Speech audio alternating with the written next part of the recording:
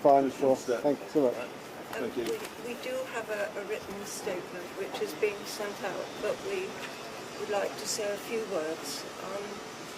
Firstly, to state what must be very obvious, that this is an extraordinary judgment delivered in an extraordinary way, in which the Commission is clearly deeply troubled by the case it's having to decide and by the limitations placed on it by the Supreme Court. And the implication, the outcome that we face is that no British child who has been trafficked outside the UK will be protected by the British state if the Home Secretary votes national security.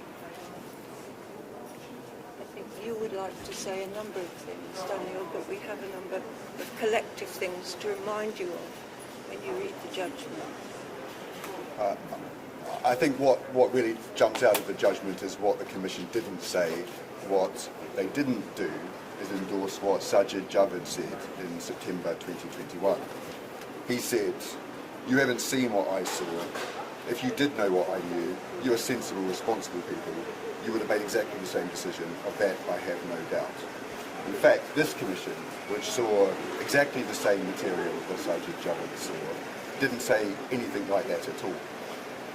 He described the case as finely balanced and said that reasonable people might strongly and profoundly disagree with the way in which Ms Begum's case has been determined. So, do you want to say anything more about trafficking?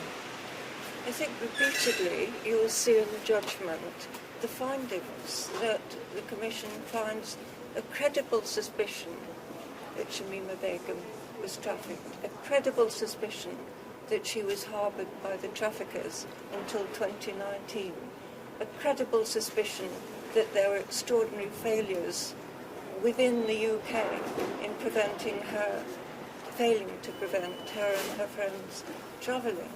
Reading the factual underpinning of what the Commission considers to be made out on Ms Begum's behalf, you would feel that there would be no way that she could not have succeeded in her appeal.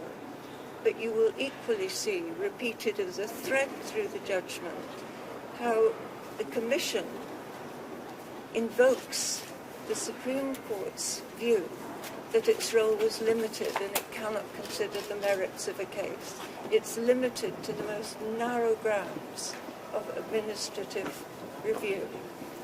In consequence, you have a judgment in which the court is effectively saying, as things stand now, we are stuck in a way that we do not think reflects the findings we're making.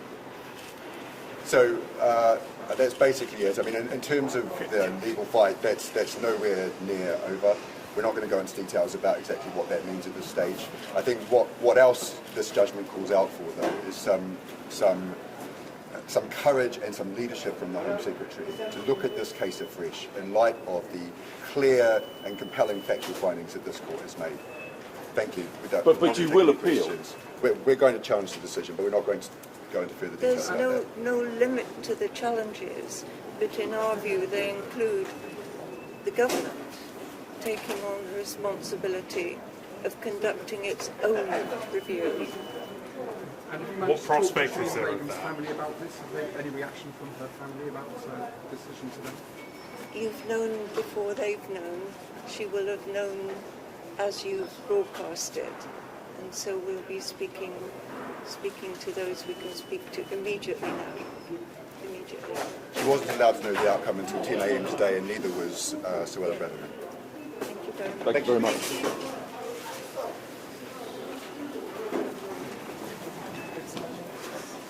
Thank you very much. Cool.